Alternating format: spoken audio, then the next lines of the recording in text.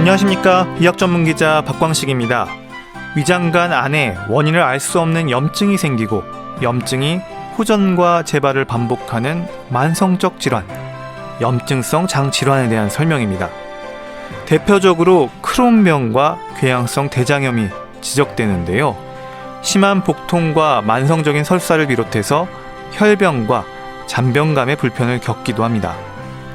원인이 확실치 않기 때문에 완치를 위한 치료법도 없는 상태고요. 만성적인 염증을 조절하면서 환자의 불편을 덜어주는 걸 치료 목적으로 합니다. 건강365 박광식의 건강 이야기. 오늘은 특히 궤양성 대장염의 특징적인 증상과 함께 약물 치료를 통한 치료 효과에 대해서 알아봅니다. 이문세와 이적이 부르는 조조할인 듣고 시작합니다. 아직도 생각나요. 그 아침 햇살 속에 수줍게 웃고 있는 그 모습이. 그 시절 그땐 그렇게 할 데가 없었는지 언제나 조조할인은 우리 차지였었죠. 돈 500원이 어디냐고 난 고집을 피웠지만 사실은 좀 더 일찍 그대를 보고파.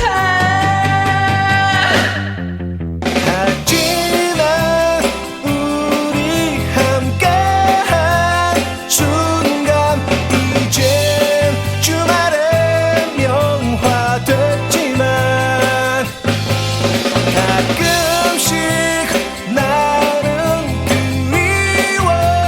그리워져요. 분내 가득한 첫사랑.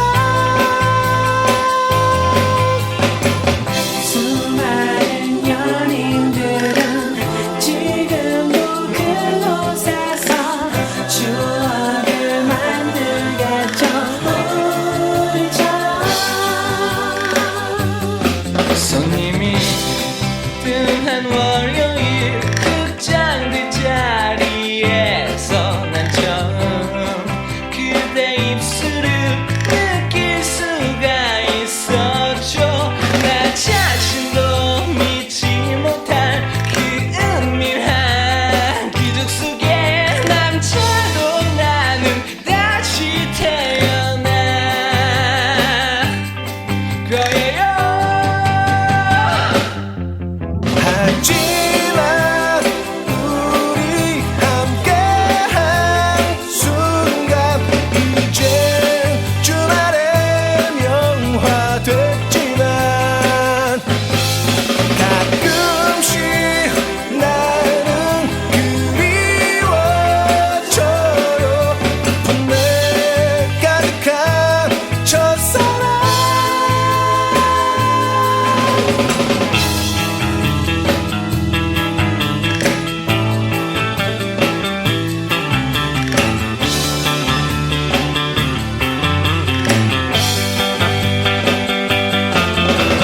하지만 우리 함께한 순간 이젠 주말엔 영화 됐지만 가끔씩 나는 그리워져요. 분내 가득한 첫사랑. 아직도 생각나요. 그 아침 햇살 속에 수줍게 웃고 있는 그 모습이. 수많은 연인들은 지금도 그곳에서 추억을 만들겠죠.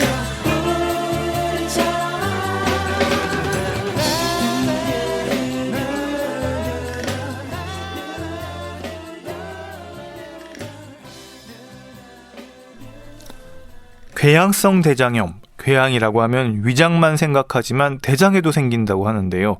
해마다 환자가 늘고 있다고 합니다. 삶의 질을 떨어뜨리는 궤양성 대장염, 어떤 위험이 있는지 자세히 알아봅니다.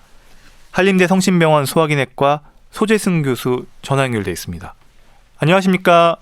예, 안녕하십니까? 네, 교수님.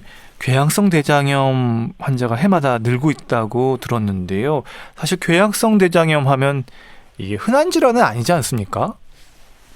네, 맞습니다.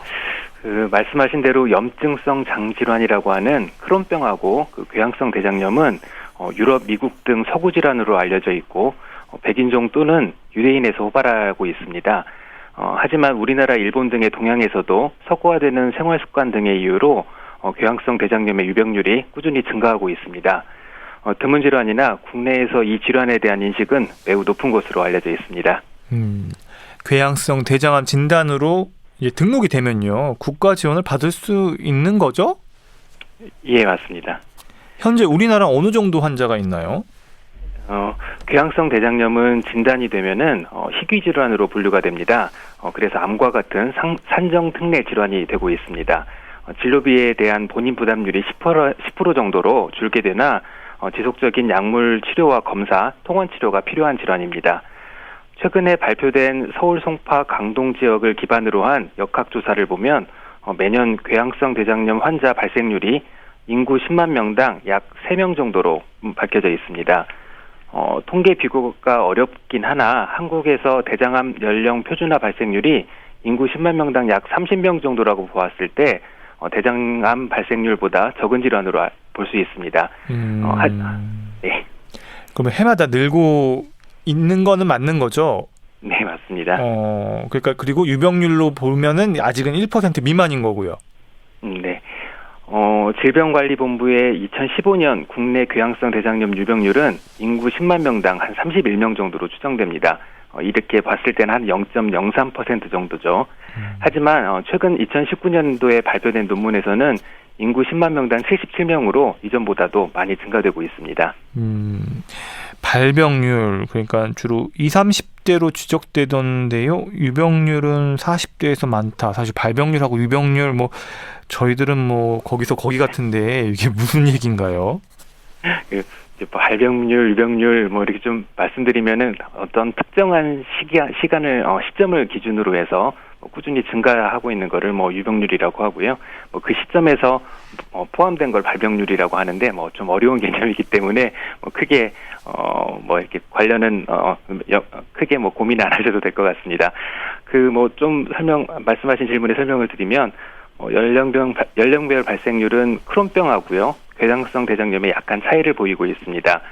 크론병은 20대가 호발 연령이지만 궤양성 대장염은 이보다 약간 늦은 20에서 40대가 호발 연령이 되고 있습니다. 고혈압이나 당뇨 등 다른 만성 질환과 비교하여 보면 궤양성 대장염의 진단 시 평균 연령은 비교적 젊은 층에서 발생하는 것으로 알려져 있습니다. 많은 질환들이 그렇지만 궤양성 대장염도 확실한 원인을 찾지 못했다고 하던데요. 그래도 어떤 위험 요인들이 있지 않을까 싶어요. 네. 많은 부분에서는 이것도 좀 복잡한 얘기긴 한데요. 면역 조절 반응의 이상, 염증 매개 물질의 증가 등을 원인으로 설명을 하고 있습니다. 장의 면역 조절 이상으로 염증 반응이 지속 증폭되는 것으로 궤양성 대장염의 원인을 설명하고 있습니다. 이를 유발하는 것으로는 유전적 요인과 더불어 흡연, 식단, 스트레스 등의 환경적 요인이 대두되고 있습니다. 장내 면역 조절, 좀 어려운 개념인데 장내 미생물 같은 걸 얘기하는 건가요? 그 중에 하나인데요. 장내 미생물에 대해서 좀 말씀드리면, 장내 세균총은 장의 항상성과 기능을 유지하는 데 필수적인데, 장내 상세균이 지속적으로 항원 자극을 유발함으로써 병원성 세포를 꾸준히 활성화시켜 만성적으로 대장에 손상을 일으킨다거나 장내 세균 조성 변화에 의해서 염증성 장질환이 유발되는 것으로도 생각되고 있습니다. 네, 사실 궤양성 대장염 그래도 귀에 익숙하다 싶은 게요. 최근에 이 아베 일본 전 총리가 앓고 있는 질환으로 이제 언론에 오면서 이제 관심이 좀 생긴 건데요. 궤양성 대장염이라는 이름이 주는 사실 부담이랄까 이런 것도 있는 것 같습니다. 그리고 실제로 궤양으로까지 진행되는 깊은 염증 상태인 것 같다는 그런 느낌을 받는데 이거 어떻습니까? 네, 말씀해 주신 대로요. 그 장애 염증이 진행되면 장애 점막 변화 및 점막 유학성이 관찰되고 있습니다. 그 심해질 경우에는 부종이 생기거나 염증성 점액 물질의 침착 등이 일어나게 되고 중증이 되게 되면 광범위하고 깊은 궤양, 자연 출혈이 가능하게 됩니다.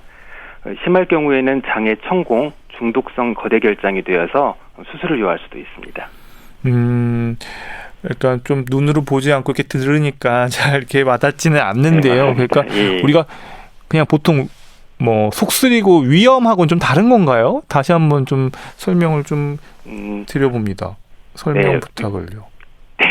위에도 이제 염증이 되고 염증이 더 깊어지면은 위궤양이 되고 있습니다. 위궤양이 생기면 뭐 상복부 불편감도 생기고 통증도 생기는 것 마찬가지로 대장도 이제 염증이 지속되고 더 심해지다 보니까 그런 깊은 상처들이 생기게 됩니다. 그래서 그 깊은 상처로 인해서 이런 뭐 여러 가지 합병증들, 증상들을 유발하게 되겠습니다.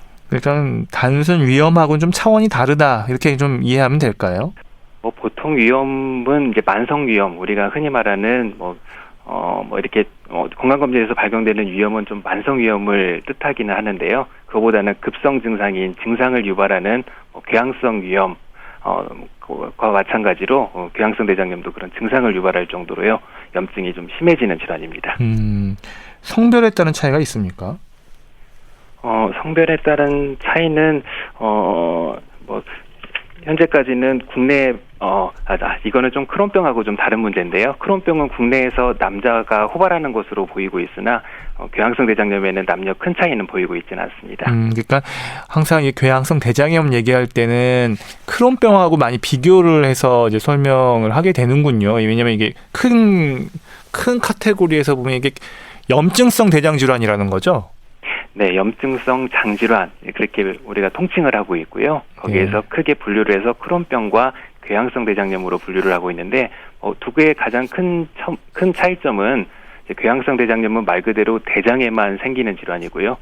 크론병은 입에서 항문까지 모든 장관을 다 침범을 할 수 있습니다. 아, 그렇군요. 예. 그러면 궤양성 대장염의 증상이 좀 궁금합니다.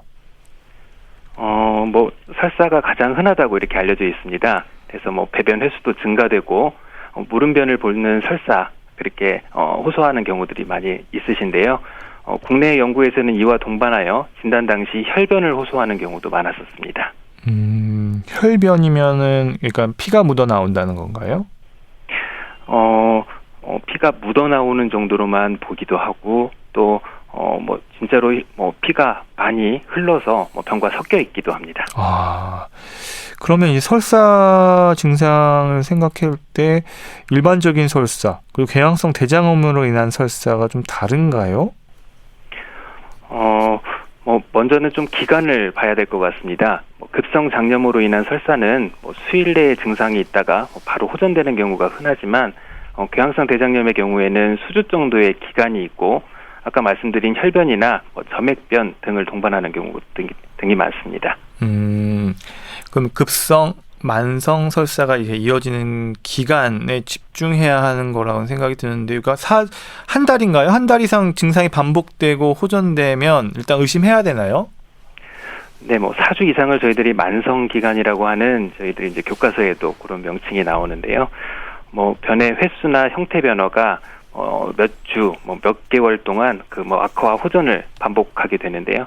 우리가 좀 생각해 볼 게 수개월 동안 이런 변의 성상이 바뀌고 횟수가 변하는 대표적인 증상으로는 과민성 대장 증후군도 생각해 볼 수 있습니다. 맞습니다. 예. 예, 과민성 대장 증후군으로 여겨지는 분들도 이런 설사가 장기간 지속된다면은 궤양성 대장염을 감별하기 위해서 진료를 보는 것이 필요할 것 같습니다. 근데 이제 진짜 설사인 경우도 있지만 설사, 물군변 좀 경계가 애매모호하게 가는 경우도 있어서 좀 감별이 쉽지는 않을 것 같다는 생각도 들어요. 네, 맞습니다. 환자분들이 호소하시는 것도 이거는 설사다, 이거는 좀 물음변이다, 여러 가지 다양한 표현을 사용을 하고 계십니다.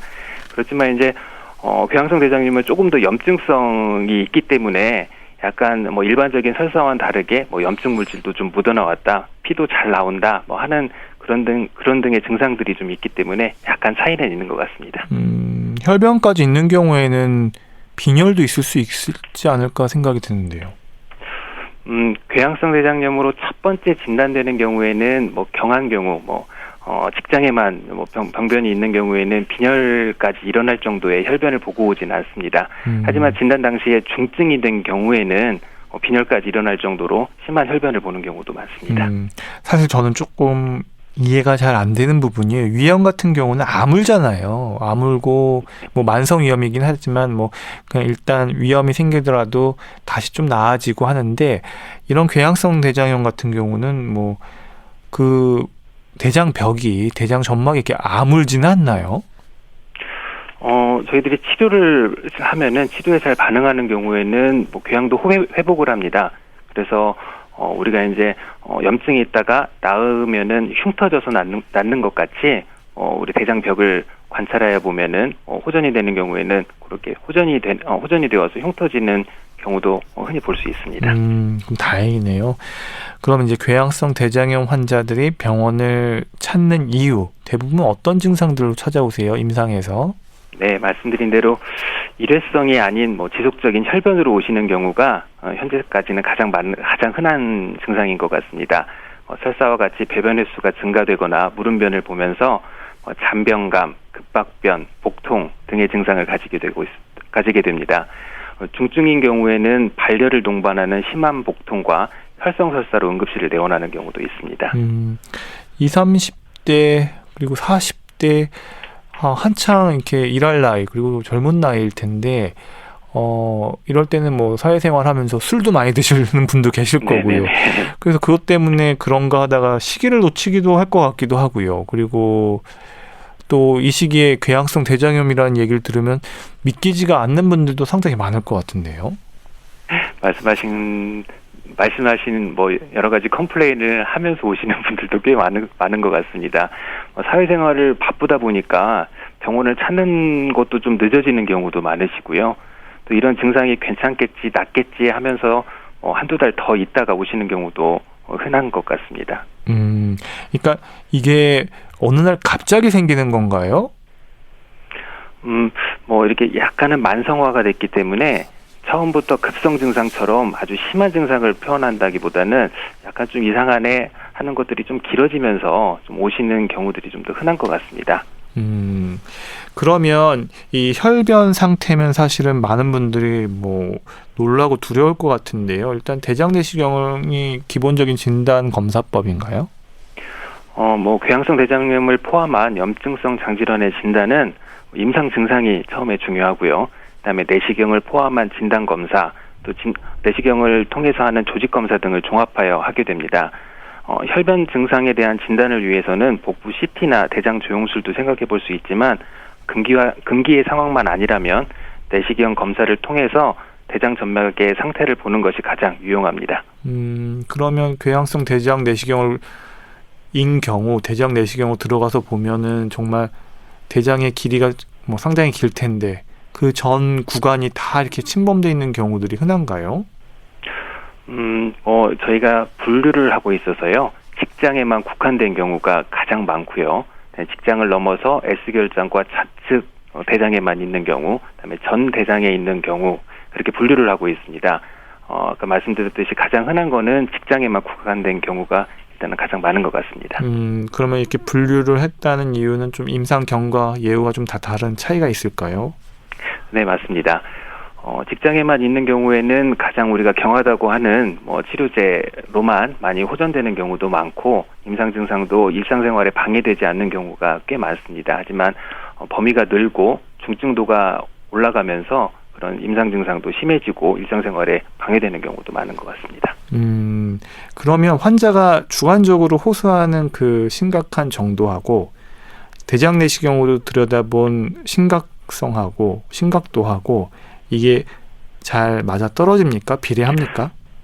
일치하는 경우도 있지만 불일치하는 경우도 당연히 있는데요.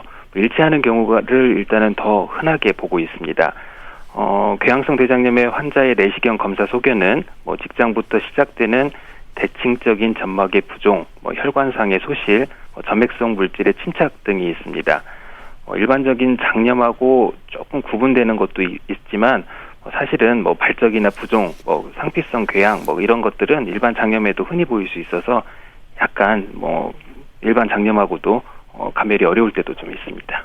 물론 이제 또 전문적인 내용이겠지만요. 제가 그래도 좀 쉽게 설명을 부탁드리는데요. 대장 내시경으로 볼 때 정상 대장 점막은 어떻게 보이는지도 궁금하고, 네네. 이 궤양성 대장염이면 눈으로 딱 봐도 이제 알아볼 수 있는 건지 이제 그런 것도 궁금해요.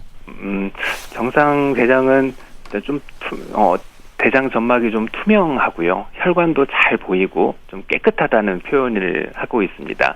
이제 이것도 뭐 일반인들은 뭐 보면은 뭐 다른 점을 확실히 확연하게 모르겠지만 몇 번 이렇게 보시면은 약간 깨끗한 것들, 저희 건강검진을 하더라도 이거 괜찮네 이렇게 표현하시는 분도 많으시거든요. 사진을 보면서. 네, 그 정도로 이제 많은 분들이 사진을 많이 보셔서요. 이제 그런 거지만 궤양성 대장염은 염증이기 때문에 장의 부종, 두꺼워진 부분도 좀 있고 염증성 물질이 묻어 있기 때문에 약간 지저분하다. 약간 뭔가 좀 이상하다 하는 것들을 좀 알아채는 경우들이 좀 더 많은 것 같습니다. 그렇군요. KBS 라디오 건강365 박광식의 건강 이야기 듣고 계십니다. 오늘은 궤양성 대장염에 대해서 알아보고 있습니다.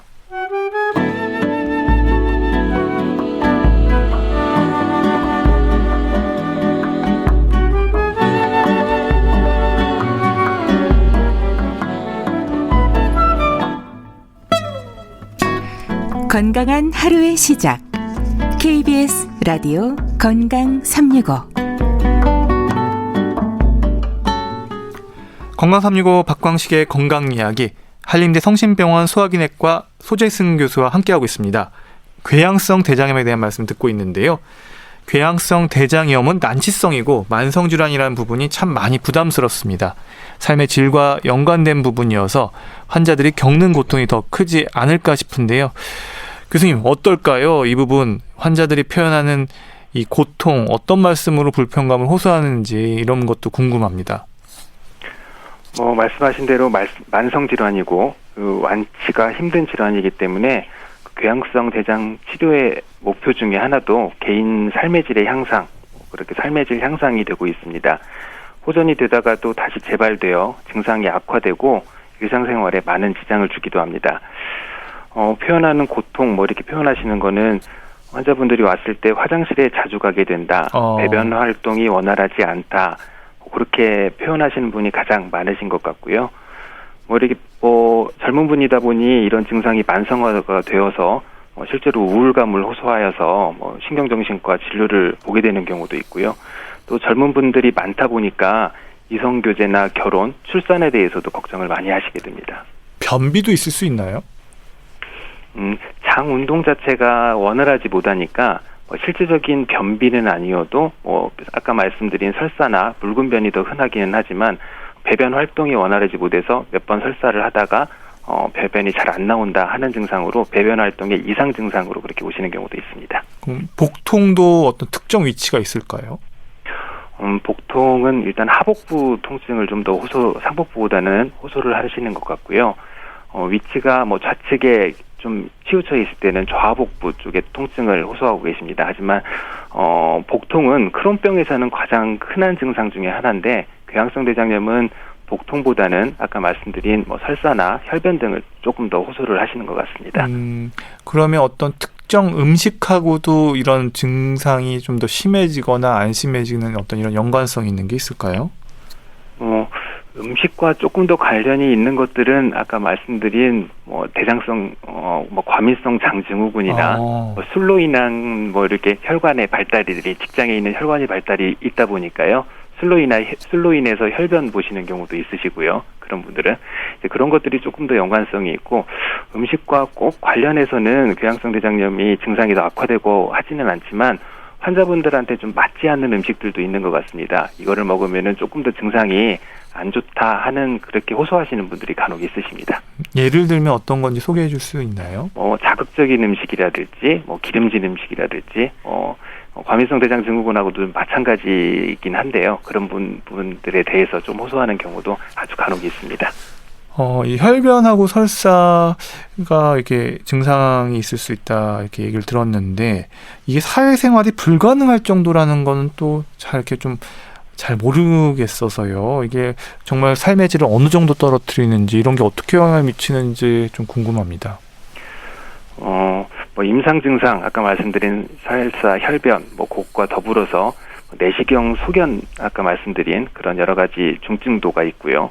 또 의사가 판단하는 일상생활에 지장되는 정도 이런 것들을 모두 합하여서 저희들이 경증, 중등도, 중증 그렇게 분류를 하고 있습니다.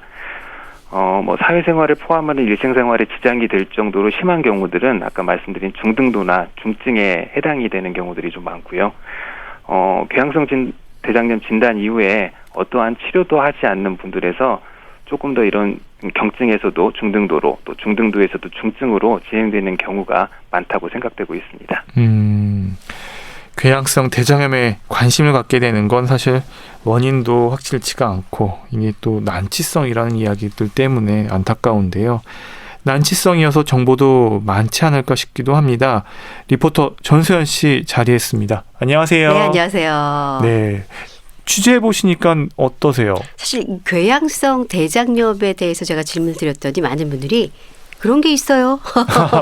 이렇게 사실 아직은 많이 인지도가 네. 낮군요. 그리고 이게 사실은 뭐를 알고 있는 과민성 대장염, 대장 뭐 관련된 염증, 뭐 장염 이런 거는 들어봤지만 앞에 궤양성이 붙은 대장염 사실은 굉장히 생소하게 생각을 하셨고 그래서 이게 어떤 건지 그분들의 생각도 좀 들어봤고요. 또 중요한 건 또 그래도 이 질환을 앓고 있는 주변 분들 얘기도 좀 들을 수가 있었는데 어떤 얘기인지 들어보시고 우리 교수님께 답변 구해보도록 할게요.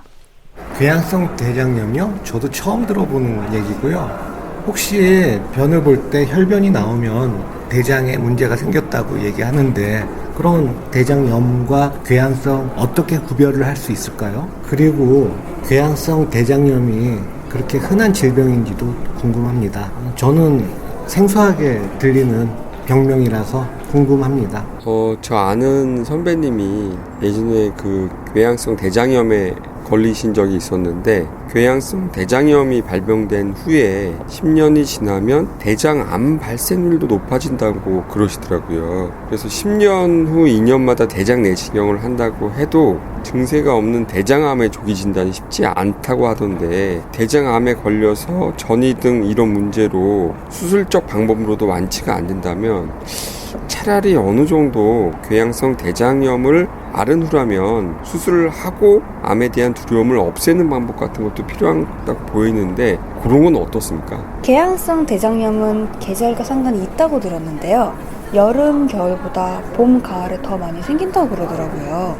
날씨와 관련된 특별한 이유가 있는 건지 진짜 궁금하고요. 또 궤양성 대장염이 생기면 관절염 같은 게 같이 생길 수 있다고 하던데요. 진짜 그런지 궁금합니다. 저도 궁금해요. 네. 교수님. 사실 많은 분들이 궤양성 대장염에 대해서는 좀 의아하고 잘 모르고 이런 것들이 꽤 있었어요. 근데 중요한 거는 이 질병이 계절하고 또 밀접한 관계가 있다라는 얘기는 얼핏 들었다라고 얘기를 하는데 특히 요즘 같은 가을 이렇게 환절기 때 좀 많이 생긴다고 하는데 연관이 있어요, 교수님? 어떻습니까? 예. 뭐 우리 알레르기 질환이라든지 뭐 여러 가지는 계절성들이 있기 때문에 이렇게 환절기라든지 또 환절기 되면은 병원 찾으시는 분들도 많거든요. 그렇죠. 그래서 그런 것과 같이 이제 뭐 계절성 을 보긴 하는데 사실 현재까지는 궤양성 대장염과 계절과는 관련은 없는 것으로 알고 관련은 있습니다. 없는 것으로. 또 잘못 알았던 그럴 때 볼 수 있겠네요. 그러면 또 이런 경우도 있어요. 이게 궤양성 대장염이 생기면 관절염도 같이 생긴다? 이거는 어떻게 봐야 되죠? 굉장히 대단하시는데요. 대단한 질문인 거예요? 네, 대단한 질문이세요. 네. 네, 이게 이제 궤양성 대장염, 대장에만 염증을 발휘를 하는 건데 저희들 장외 증상이 있습니다. 네. 장에만 증상이 있는 게 아니라 이런 염증 매개 물질들이 떠돌아다니면서 우리 몸의 전신에 염증 반응을 만들 수 있습니다. 그 중에 대표적인 것이 관절염이고요. 네. 류마티스 관절염을 가지고 있는 환자들이 궤양성 대장염이 있는 경우도 꽤 흔하고 궤양성 대장염을 가지고 있는 환자 중에서 류마티스 관절염을 같이 동반하는 경우도 같이 진단되는 경우도 흔한 경우입니다. 그러면은 더 치료가 어렵지 않을까 이런 생각이 드는데요. 네, 맞습니다. 그렇게 장외 증상을 가지고 있는 분들이 장내에만 증상이 있는 경우들보다는 조금 더 예후도 안 좋은 것으로 되어 있고요. 하지만 이제 뭐 증상에 따라 경증에 따라 좀 다르기는 좀 합니다. 그래서 궤양성 대장염을 치료를 했을 때 네. 그 염증 자체도 관절염 자체도 잘 반응하는 경우들도 좀 있고 네. 척추의 기립근에 장애를 염증을 만드는 경우도 있는데 그런 경우는 좀 잘 반응하지 않는 것으로 되어 있습니다. 그러면은 이런 분들은 어쨌든 반응만 잘하면 잘 치료가 되고 또 완치도 될 수 있다. 이렇게도 생각할 수 있을까요? 네, 완치를 바라고 완치를 목표로 항상 치료를 하고 있습니다. 그래서 네. 저희들이 뭐 이제 저희가 소화기 내과니까요. 네. 장에 대한 거는 사실 소화기 내과에서 위주로 보고 있지만 네. 사실 아까 말한 류마티스 관절염이라든지는 또 류마티스 내과와 협의를 해서 많이 치료를 하고 있습니다. 그래서 적절한 약을 적절한 때에 좀 사용하도록 더 다학제로 이렇게 또 관리를 하고 있습니다, 현재. 그렇군요. 그리고 이제 뭐 변을 볼 때 혈변이 나오면 대장에 문제가 생겼다 이렇게 이제 많이 생각을 하게 되는데, 근데 사실은 이게 사실 치질일 수 있다라고 생각해서 가보면 궤양성 대장염이라고 진단을 받는 경우도 있고, 또 앞에서 말씀하신 것처럼 우리가 술을 좀 과하게 먹으면 역시 또 이게 혈변이 나오잖아요. 그러면 이 궤양성 대장염과 일반적으로 우리가 알고 있는 대장염은 그럼 어떻게 이게 차별화 줄 수 있고 우리가 어떻게 알아챌 수 있는지 그것도 사실 궁금하다 이렇게 얘기하셨거든요. 네, 앞서도 여러 가지 좀 말씀드리긴 했는데요. 악화인자, 아까 말한 술이라든지, 음식이라든지, 그렇게 악화인자가 있으면서 혈변을 보는 경우는 궤양성 대장염이 아닌 경우가 조금 더 흔하고요. 네. 이제 일반적으로, 처음에는 잘 몰랐는데, 조금 더 이제 지나 보니까, 혈변이 있는 것도 알게 되고, 변의 횟수도 조금 더 증가되는 것 같고 하면서 서서히 이렇게 악화되는 그런 증상으로 오시는 경우에는 이렇게 진단되는 경우도 심심치 않게 있고, 드문 질환이 맞습니다. 이 궤양성 대장염 자체가. 네. 그래서 모든 혈변 환자가 궤양성 대장염을 처음부터 생각하지는 않으셔도 되겠습니다. 다행이네요. 네. 그러면 그냥 편안하게 좀 생각하시고 염증이 있을 때는 바로바로 그럼 치료를 받는 게 제일 중요할 수도 있겠네요. 저희는 이렇게 병원 접근성, 이렇게 의사를 만날 수 있는 접근성이 굉장히 높지 않습니까? 그래서 선생님 혈변을 보게 되면은 또 우리가 궤양성 대장염도 문제지만 우리가 대장암도 생각을 해봐야 되기 때문에 그렇죠. 꼭 진료를 보시는 게 중요하고요. 진료를 봐서 검사를 꼭 해야 된다, 검사 시기를 놓쳤다 하는 경우에는 대장 내시경 같은 검사를 하시는 것도 중요할 것 같습니다. 그럼 그 대장 내시경만 잘하는 것만으로도 이 지금 말씀하신 궤양성 대장염 좀 예방할 수 있는 방법 중에 하나 이렇게 생각해도 될까요? 네, 맞습니다. 건강검진 대장 내시경을 얼마 전에 했는데 혈변을 좀 보고 왔다, 그렇게 이제 호소하시는 경우에는 사실 증상만으로도 궤양성 대장염의 가능성을 좀 떨어져서 조금 더 증상을 좀 보시죠 하는 경우도 있는 것 같습니다. 그렇군요. 근데 이 또 궤양성 대장염이 이게 생긴 분들이 또 아까 관절염도 이게 잘 생긴다고 하셨지만 이 크론병에도 또 잘 걸릴 수 있는 경우가 있다 이렇게 얘기를 또 알고 계셔서 이것도 연관이 있다 이렇게 보아야 되는지 어떻습니까? 크론병하고 네. 연관. 네네. 크론병하고 궤양성 대장염이 이제 비슷하기도 한데 좀 틀린 부분도 좀 있고요. 처음에 진단 당시에 크론병이면은 크론병, 궤양성 대장염이면 궤양성 대장염 조금 더 어느 쪽일까 하는 거는 있는 것 같습니다. 하지만 이제 궤양성 대장염이 크론병으로 가거나 이렇게 바뀌는 경우는 흔치는 않습니다. 하지만 이게 증상 좀 애매한 경우들도 있어서요. 네. 저희들에게 인디터미네이티드 해가지고 어려운 용어를 쓰는데요. 그런 중간염이라고 해야 되나요? 하여튼 네. 그런 염증도 가능하다, 그런 얘기를 하고 있습니다. 그렇군요. 그리고 이제 궤양성 대장염이 발병된 후에 10년이 지나면 대장암 발생이 높아진다. 이래서 이 질환을 앓고 있는 분이 굉장히 걱정하시면서 10년 후에 그 2년마다 대장 내시경을 한다고 한다고 해도 뭐 사실 뭐 증세가 없는 대장암일 경우에는 이게 뭐 진짜 대장인지 아닌지 이걸 잘 모를 수가 있잖아요. 그러다 보니 이분이 말하는 거는 그 대장을 그럼 아예 미리 좀 절제 수술을 하게 되면 뭐 대장염에 대한 걱정도 암에 대한 그런 걱정도 좀 사라지고 또 아니면 그 이 궤양성 대장염의 증세도 사라지는 건 아닐까 이렇게 질문을 하셨는데 일리가 있을까요? 네, 일리 있습니다. 일리 있어요? 예, 저희들이 8에서 10년 네. 대장에 뭐 아주 약한 염증은 아니고요. 좀 아까 말한 중등도나 중증의 염증이 네네. 범위도 좀 넓은 부분에서 염증이 오래된 경우에는 매년 대장 내시경을 하도록 권유를 하고 있습니다. 그 이유는 대장염으로 인한 대장암 발전, 뭐 염증성 암이라고 하는데요.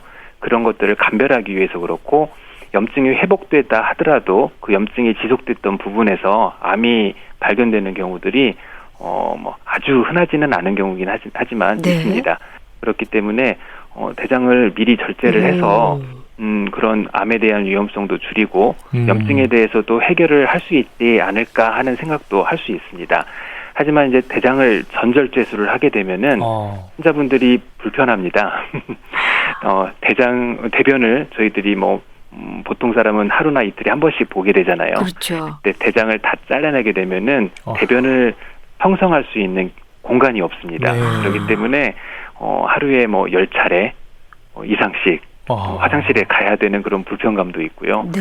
또 이제 몸에 칼을 댄다는 거를 두려워하시는 분들이 뭐 더 많은 것 같습니다. 그래서 그런 이유들로 해서 저희들이 처음부터 뭐 대장 전제제술을 고려는 하지 않고 네. 대장 내시경을 정기적으로 꾸준히 잘하도록 권고를 하고 있습니다. 네. 그렇군요. 아, 진짜 오늘 궤양성 대장염에 대해서도 완벽하게는 아니지만 어느 정도만큼은 알게 돼서 감사합니다. 네, 이렇게 취재해 주신 또 감사합니다. 리포터 전세현 씨 감사합니다. 고맙습니다.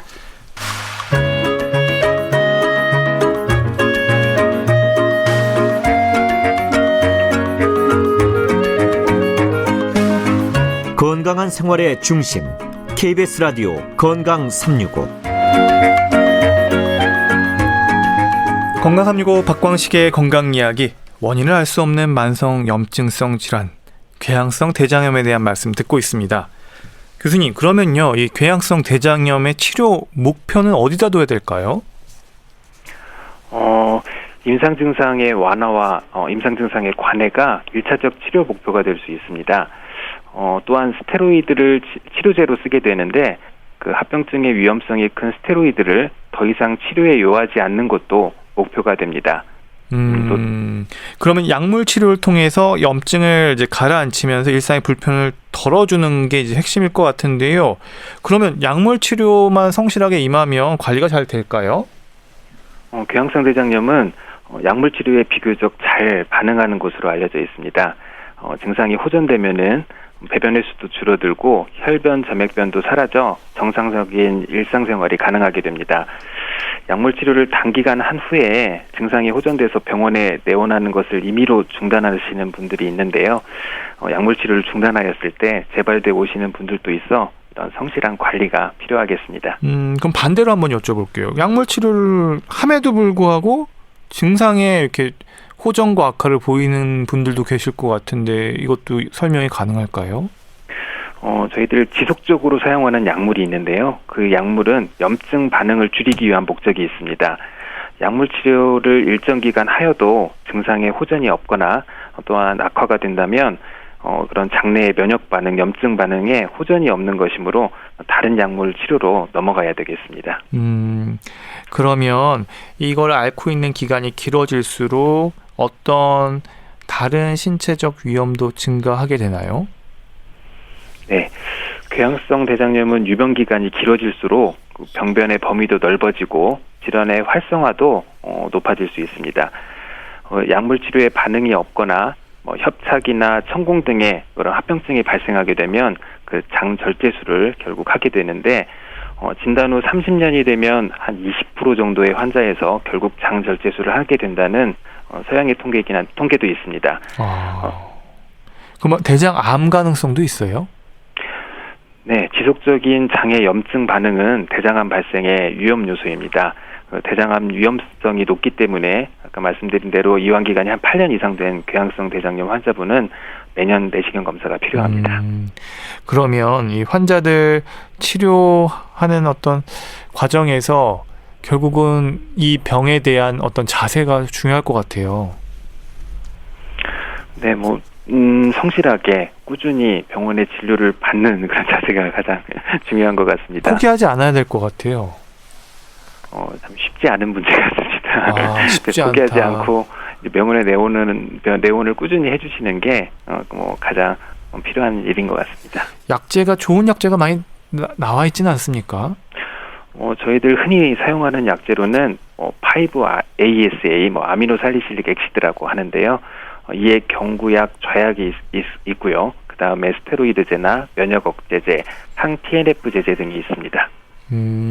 그러면 이제 이런 약제들과 함께 식습관도 강조하는 부분이 있나요? 아까 물론 이제 자극적인 거가 악영향을 줄 수 있다지만 예를 들면은 죽이라든가 아니면은 어떤 탄수화물이라든가 좀 구체적으로 어떤 식생활과 관련된 조언도 좀 구체적으로 들어가는지도 궁금해요. 네, 영양 관리가 좀 중요하기 때문에요. 중증이나 심한 환자분들 같은 경우에는 아까 말한 단백질이나 탄수화물보다는 단백질이나 영양이 섞인 식사를 좀 골고루 하도록 저희들이 권고를 하고 있습니다. 하지만 뚜렷하게 어떤 음식에 의해서 더 악화된다고 하는 보고는 없기 때문에 가능하면 좀 잘 균형 잡힌 식사를 골고루 하도록 하는 것 외에는 다른 권고는 하고 있지는 않습니다.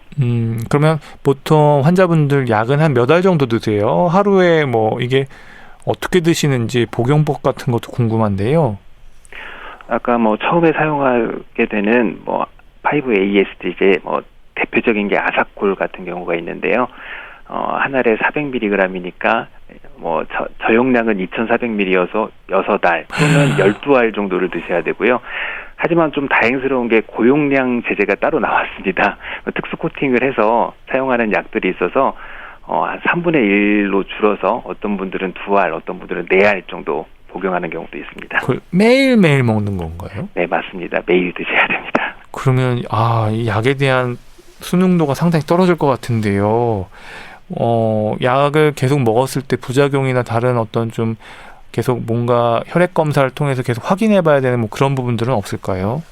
네, 맞습니다. 5-ASA 제제 같은 경우에는 부작용이 좀 드물다고 돼 있어서요. 정기적으로 검사하는 게 좀 간격을 좀 띄엄띄엄 오래 두고 하는 경우들이 더 많지만 아까 말씀드린 스테로이드나 면역 억제제, 항 TNF 제제들은 다른 부작용들을 가지게 될 수 있어서 생화학 검사, 피 검사도 좀 자주 하셔야 되고요. 하는 불편감들이 좀 있습니다. 이런 약물을 복용하면서 사회생활은 가능할까요? 대부분들이 경구약제, 좌약, 그런 것들을 사용하기 때문에 사회생활하는데 크게 지장은 없고 아까 항 TNF 제제는 대부분 주사제들이 좀 많은데요. 간격이 2달, 3달 정도 되기 때문에 일상생활, 직장생활 하는 데는 크게 지장이 없는 경우들이 더 많습니다. 혹시 이 궤양성 대장염 스트레스하고도 연관이 있습니까? 스트레스, 네, 아까 서구화된 식습관도 문제가 좀 있다고, 연관성이 있다고도 좀 얘기하고 있고요. 더불어서 이런 스트레스나 그런 장애들도 연관성이 있지 않을까 하는 보고들은 있습니다. 그러면 이제 궤양성 대장염 환자가 혹시 약을 끊는 경우도 있는지도 궁금합니다. 희망을 좀 그래도 가질 수 있는지 질문 드려봅니다. 장기간 치료가 되어서 충분한 약을 사용을 해서 우리가 말씀드린 치료의 목표들이 좀 있는데요. 그런 치료의 목표들이 점막이 완전히 아까 말한 점막의 부종이나 점막의 염증이 있었던 부분들이 완전히 회복되는 점막의 회복, 관해 그런 부분들이 장기간 수개월 내지 수년 지속되면 약제를 끊어볼 수 있지 않을까 하는 연구들이 많이 좀 진행되고 있습니다. 하지만 현재까지 언제 약을 끊는 것이 좋다는 정확한 가이드라인은 제시해주고 있지는 못하고 있습니다. 조금 더 많은 연구가 모아진다면 양의 중단 시기에 대해서도 말씀드릴 수 있을 것 같습니다. 일단 약을 복용하는 법도 좀 더 좀 간단하게 그리고 용량도 좀 줄어들었으면 하는 마음인데요. 그렇게 먹는 약도 있고 그 다음에 주사로 맞는 것도 있고 그리고 좌약도 있다고 하셨는데요. 이 먹는 약과 좌약 형태를 동시에 사용하는 건지도 궁금하고 어떻게 봐야 될까요? 염증 범위가 직장에만 있으면은 뭐 좌약만 먼저 사용을 하고 있고요. 직장을 넘어서 있는 경우나 직장의 염증 자체가 심하면 처음에 경구약하고 좌약을 같이 동시에 사용하도록 하고 있습니다. 보고에 따르면 같이 사용했을 때 단독으로 사용했을 때보다 효과가 좀 더 좋다는 연구들이 있습니다. 그리고 이 생물학적 제재라고 하던데요. 생물학적 제재 이건 어떻게 보시나요? 뭐 흔히 좀 뭐 다른 분들도 많은 지식적인 것들이 있어서 좀 상품명을 약간 말씀드리면 상품명 대신에 그냥 생물학 제재라고 해주셔도 될 것 같아요. 죄송합니다. 괜찮습니다. 예. 네, 뭐 항TNF 제제라고 우리가 대부분 그렇게 얘기를 하고 있는데요. 말한 우리 주사제 네네네네. 얘기하시는 거죠? 네, 맞습니다. 그 항TNF 제제 외에도 다른 면역 매개 물질들을 차단하는 약들이 현재 경구약도 한 가지가 나와 있습니다. 그런 것들이 지금 현재 사용 중인 경우들이 좀 있고요. 좀 신약 개발도 좀 더 활발히 이루어지고 있어서 앞으로는 조금 더 많은 선택 여지가 있을 것 같습니다. 궤양성 대장염 환자분들 같은 경우에는 약값에 대한 부담은 어느 정도 있을까요? 처음에 말씀드렸듯이 산성특례 질환이 되기 때문에 저희들이 10% 부담이 되고 있습니다. 그래서 이런 생물학적 제재는 굉장히 비쌉니다. 뭐 몇백만 원 그렇게 되게 되는데 그 중에 10%이기 때문에 뭐 20만 원 내는 한번 이렇게 주사 맞을 때마다 2달에 한 번 정도 맞는 주사를 한 그 정도 비용을 내고 맞는 경우들이 흔합니다. 혹시 이제 수술을 해야 되는 어떤 적응증 기준이라는 게 있습니까? 약물 치료에 반응이 없을 때 수술을 좀 고려를 할 수 있고요. 또한 그런 아까 말씀드린 합병증, 뭐 독성 거대성 결장염이라든지 이미 뭐 천공이 돼서 장이 뚫려 있어서 염증을 복막염을 만들었다든지 많은 양의 출혈이 있다든지 협착이 되어서 장 폐색이 됐다든지 또한 뭐 대장암이 이미 발생을 할 경우에는 수술을 해야 되겠습니다. 그러면 장 전체를 절제했을 때 이 재발 위험은 이제 없겠네요. 뭐 어떻게 보면 장이 없는 거니까요. 네, 맞습니다. 궤양성 대장염은 대장에만 병을 일으키는 것으로 되어 있어서 대장 전 절제술을 시행할 경우 대장의 염증은 해결이 된 것으로 볼 수 있습니다. 하지만 그 항문과 소장을 연결하기 위해서 일부 직장을 남겨놓는 경우에 그 부위에도 염증이 가능하고 또 대장의 기능을 하기 위하여서 소장을 파우치 형태로 만들게 되는데 그 부분에도 염증을 만들 수 있습니다. 그러면 수술을 하면 약을 더 이상 안 먹어도 되나요? 그런 부분들이 염증을 일으킬 수 있는 부분들이 있다면 이 염증을 예방하기 위해서 약물 치료를 조금 더 꾸준히 하는 경우도 있습니다. 궤양성 대장염 사실 완치라는 개념을 얘기하기가 조심스럽기 때문에 재발 위험이라고 표현하는 것도 좀 이게 맞나 모르겠는데요. 궤양성 대장염을 앓고 계신 분들 사실 악화의 주기랄까요? 이 약을 복용하는 가운데 이게 어떻게 봐야 될까요? 그 경과를요. 장 절제를 한 경우라면 아까 말한 소장의 염증도 만들 수 있고 여러 가지들이 고려를 해야 되기 때문에 병원에 꾸준히 내원하시는 게 좀 중요할 것 같고요. 필요한 약들을 처방받는 것도 중요할 것 같습니다. 수술을 안 한 경우라면은 악화되는 경우를 우리가 뚜렷하게 보지는 않고 또 악화의 위험군들이 있습니다. 처음부터 굉장히 심하게 진단이 됐다든지 아주 어린 나이에 진단됐다든지 하는 분들은 조금 더 악화 위험성, 재발 위험성이 높기 때문에 더 검사도 많이 하게 되고 꾸준히 병원을 내원해 주셔야 되는 경우도 많겠습니다. 오늘 이 궤양성 대장염에 대한 말씀 들었는데요. 약물 치료를 통한 관리가 중요할 것 같다는 생각이 다시 한번 듭니다. 이 약물 순응도가 높을수록 삶의 질에 분명히 긍정적인 효과가 있는 거죠? 네, 맞습니다. 관리한다, 조절한다, 그런 단어도 염증성 잔질환 치료에 해당하는 것 같습니다. 치료와 정기적인 검사에 잘 따라주시는 분들이 수능도가 좋으신 분들이 정상적인 일상생활을 잘 유지하는 경우들이 많습니다. 젊은 분들이 많고 장기간 병원에 다니시다 보니 긴밀하고 협조적인 의사-환자 관계도 치료 수능도 형성에 중요한 것 같습니다. 그리고 이제 마지막으로 또 내시경을 통한 점검도 필요하다고 하셨는데 검진 주기 지키는 것도 중요하겠죠? 네. 검진 주기에 적절한 검사를 하여서 궤양성 대장염과 연관된 부분인지 확인하는 것도 필요할 것 같습니다. 대장암의 유병률이 정상인에 비해서 높기도 하고 자주 증상이 발생하기 때문에 검진 주기보다 빠르게 내시경 검사를 요하는 경우가 많기는 하지만 이것도 잘 따라주시는 것들이 중요하겠습니다. 궤양성 대장염 사실 좀 낯설어서요. 저희가 이해하는데 오늘 많은 시간을 할애했습니다. 이 시간 통해서 강조하고 싶은 말씀 있다면 마지막으로 부탁드립니다. 네. 궤양성 대장염은 난치성이고 만성적인 병이기 때문에 병원에 자주 내원해야 하는 불편감도 많고 치료를 해도 호전이 없는 경우에는 그 대체 치료를 찾으시는 경우도 환자분들 중에는 종종 있으신 것 같습니다. 그 단기간 내에 해결이 되었다는 단편적인 치료는 궤양성 대장염과 맞지 않는 경우들이 많습니다. 환자분들 스스로도 앞서 말씀드린 병의 진행과 치료 과정에 대해서 많은 정보를 습득하고 담당 의사 선생님과 좋은 관계를 가지고 많이 상의하면서 치료하신다면 행복한 생활을 환자분들도 잘 유지하실 수 있겠습니다. 네, 오늘 말씀 잘 들었습니다. 한림대 성심병원 소화기내과 소재승 교수님 감사합니다. 네, 감사합니다. 저는 이동건이 부르는 그게 언제라도로 인사드립니다. 오늘도 안전한 하루 되시기 바라고요. 안전은 방역수칙을 지키는 사회적 거리두기로부터 시작된다는 것도 기억하시기 바랍니다. 지금까지 의학전문기자 박광식이었습니다.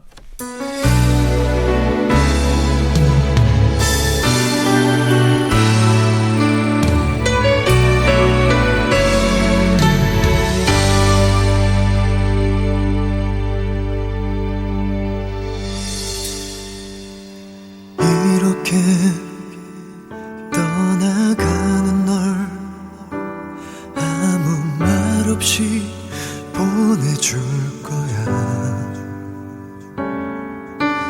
너를 위한 그 길로 걸어가면 돼.